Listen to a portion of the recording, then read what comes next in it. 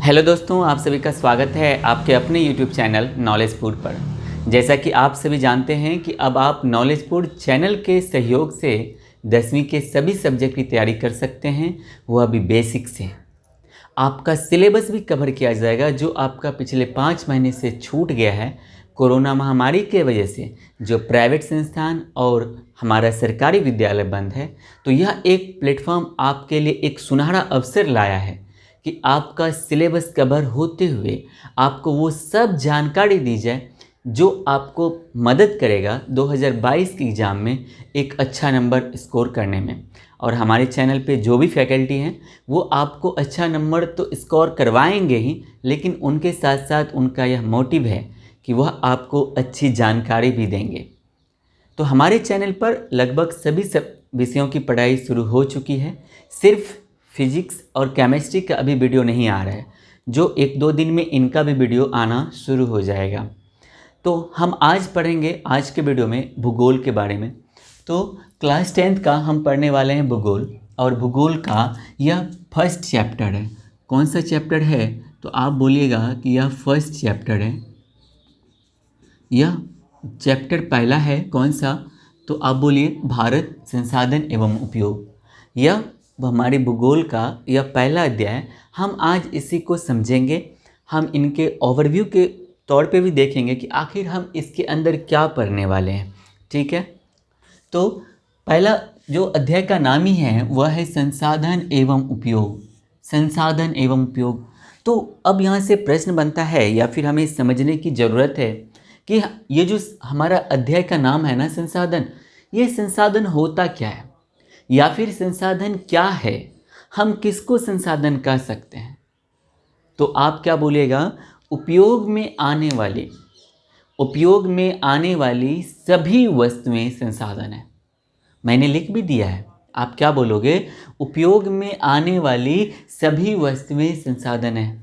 क्या आपको समझ में आया? जिस भी वस्तु का, वो चाहे सजीव हो या निर्जीव, जिसका भी हम उपयोग में लाते हैं, जिसका भी हम उपयोग करते हैं, वो संसाधन कहलाएगा। तो संसाधन भौतिक एवं जैविक दोनों हो सकते हैं। संसाधन निर्जीव भी हो सकते हैं और संसाधन सजीव भी हो सकता है। यह मार्कर निर्जीव है, लेकिन यह मेरी ज़रूरतों की पूर्ति करता है, तो यह संसाधन है।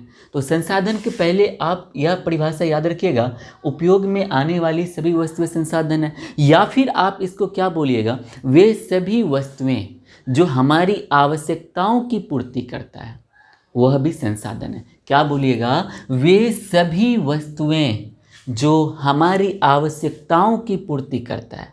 हमारी मतलब सिर्फ मानव की नहीं, अगर कोई जानवर भी है उनकी भी आवश्यकता कोई और पूर्ति कर रहा है तो वह संसाधन कहलाएगा। यानी जो भी वस्तु किसी की आवश्यकताओं की पूर्ति करता है वह संसाधन। देखिए आपके पास 3 डिफिनेशन हो गया। संसाधन क्या है? तो उपयोग में आने वाली सभी वस्तुएं संसाधन है। हमारी आवश्यकताओं की पूर्ति करने वाली सभी वस्तुएं संसाधन है। वे सभी वस्तुएं जो मानव की ज़रूरतों की पूर्ति करता है वह संसाधन है। तीनों का अगर आप एक निचोड़ निकालोगे तो उसका बस यही निकलेगा कि जो पूर्ति करता है किसकी? हमारी आवश्यकताओं की, तो वो सजीव भी हो सकता है, निर्जीव भी हो सकता है। यह मार्कर मेरी निर्जीव है लेकिन मेरी आवश्यकताओं की पूर्ति कर रहा है, क्योंकि मैं इससे लिख पा रहा हूँ। यह बोर्ड निर्जीव है लेकिन मेरी आवश्यकताओं की पूर्ति कर रहा है, तो यह मेरे लिए संसाधन है। आप लोगों को ज्ञान की ज़रूरत है, मैं आपको पढ़ा रहा हूँ, तो मैं आपके लिए क्या हुआ? संसाधन हुआ। क्या आपको संसाधन अब पूरी अच्छे तरीके से क्या क्लियर हो गया आपका? चलिए अब हम आगे देखते हैं। तो संसाधन भौतिक एवं जैविक दोनों हो सकते हैं, इस चीज़ को ध्यान में रखिएगा। जैसे भूमि, मृदा, वनस्पति, पशुधन, ये सब का सब क्या है? संसाधन। क्योंकि भूमि भी हमारी आवश्यकताओं की पूर्ति करता है, मृदा भी करता है, वनस्पति भी करता है, तो ये सब संसाधन है। ठीक है, तो याद रखिएगा संसाधन होते नहीं हैं, बनते हैं। ऐसा किसने कहा था? एक विश्व के बहुत ही मशहूर भूगोलविद हैं जिनका नाम है जिमरमैन। इन्होंने कहा कि संसाधन होते नहीं हैं या बनते हैं। बिल्कुल ही बात सही है। आप कोयला हमारे लिए संसाधन है, हम उनका संसाधन के रूप में प्रयोग करते हैं। कोयला होता नहीं है, उनकी एक प्रक्रिया होती है बनने की, जो लाखों करोड़ों वर्ष के बाद वो बनता है। यह मार्कर ये था नहीं कहीं, इनकी मतलब मानव को ज़रूरत पड़ी तो इनको मानव ने बनाया। तो संसाधन होते नहीं हैं, बनते हैं।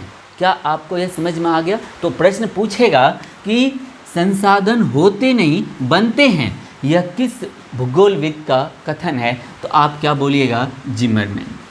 क्या आपको समझ में आ गया? अब आगे देखते हैं। याद रखिएगा, सेवा को भी संसाधन कहा जाता है। सेवा को क्या कहा जाता है? संसाधन कहा जाता है। इस चीज़ को, जिस भी प्रकार की आपको सेवा मिल रही है वह भी एक संसाधन का ही फॉर्म है। ठीक है, देखिए जैसे मान लीजिए गायक हो गया, कवि हो गया, चित्रकार हो गया। तो जो गायक होता है यह गाकर आपकी मनोरंजन की आवश्यकता की पूर्ति कर रहा है, तो वो अपनी सेवा दे रहा है, लेकिन आपकी जो आवश्यकता है उसकी वह पूर्ति कर रहा है। तो गायक क्या कहलाएगा? संसाधन कहलाएगा। उसी प्रकार से कवि, चित्रकार, ये खुद नहीं है लेकिन आपकी आवश्यकता है, आप चाह रहे हैं कि हमारी मनोरंजन हो, तो आपकी मनोरंजन की अगर कोई पूर्ति कर रहा है, आपको कोई सेवा दे रहा है किसी प्रकार का, तो वो क्या कहलाएगा? संसाधन कहलाएगा। फिर उनके बाद याद रखिएगा, मानव स्वयं भी एक संसाधन है। जैसा कि मैंने आपको पहले ही भी बताया कि अगर कोई मानव किसी दूसरी मानव की आवश्यकताओं की पूर्ति कर रहा है, उनकी ज़रूरतों की पूर्ति कर रहा है, तो वो संसाधन कहलाएगा। जैसे हमारे शिक्षक, हमें ज्ञान की ज़रूरत है, वो हमें ज्ञान देते हैं, तो वह खुद एक संसाधन है। आपको भी ज़रूरत है ज्ञान की, मैं आपको डिलीवर कर रहा हूँ, तो मैं आपके लिए क्या हो गया?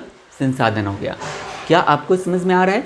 उनके बाद देखिए, याद रखिएगा, संसाधन किसी भी देश का आर्थिक मेरुदंड होता है। मेरुदंड मतलब ये रीढ़ का हड्डी, मेरुदंड इसी को कहते हैं ना, बैकबोन। तो याद रखिएगा, जिस देश के पास जितना ज़्यादा संसाधन होगा वह देश आर्थिक दृष्टि से उतना ही ज़्यादा विकसित होगा या फिर धनी होगा। विकसित नहीं होगा तो वह उतना ही ज़्यादा धनी होगा। समझ में आ रहा है? ये क्या बोल रहा है? संसाधन किसी भी देश का आर्थिक मेरुदंड होता है। आर्थिक मतलब क्या? आर्थिक मतलब क्या होता है? हम सरल भाषा में कह सकते हैं रुपया पैसा, यही होगा ना। तो जिस देश के पास जितना संसाधन होगा वह देश उतना ही ज़्यादा धनी होगा। किस दृष्टिकोण से? तो आर्थिक दृष्टिकोण से। क्या आपको इतना आज समझ में आ गया? मुझे उम्मीद है आपको समझ में आ गया होगा। अगर आपको यह समझ में आ गया और यह वीडियो आपको कैसा लगा, इसके बारे में आप कमेंट में ज़रूर लिखिएगा। अच्छा तो आपको लगा ही, लेकिन कितना अच्छा लगा वो कमेंट में आप लिखिएगा, तभी हम जान पाएंगे आपको अच्छा लगा या आपको समझ में नहीं आया। आप लोग कमेंट नहीं करते हैं, कमेंट ज़रूर क्या कीजिए, क्योंकि उसी से मुझे जानकारी मिलेगी। इस वीडियो के लिंक को आप अपने सभी दोस्तों के साथ शेयर ज़रूर कीजिएगा। इनसे क्या होगा, जिन भी बच्चों का या फिर आपके रिश्तेदार या आपके दोस्त जिनकी पढ़ाई अभी बंद है, वो अगर इस इंतज़ार में बैठे हैं कि जुलाई या अगस्त में विद्यालय खुलेगा, कोचिंग संस्थान खुलेंगे, तो हम वहाँ पर पढ़ाई फिर से अपना स्टार्ट करेंगे, तो उनको बताइए कि नॉलेजपुर एक प्लेटफॉर्म है जहाँ पर 10वीं के सभी सब्जेक्ट का बारीकी से पढ़ाई शुरू हो चुकी है।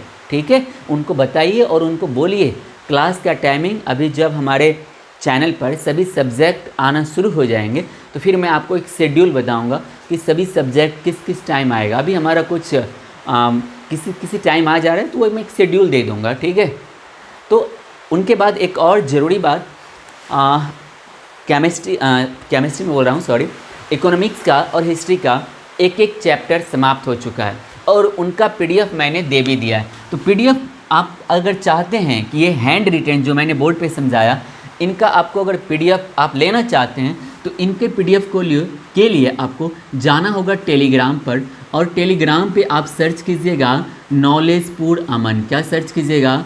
नॉलेजपुर अमन।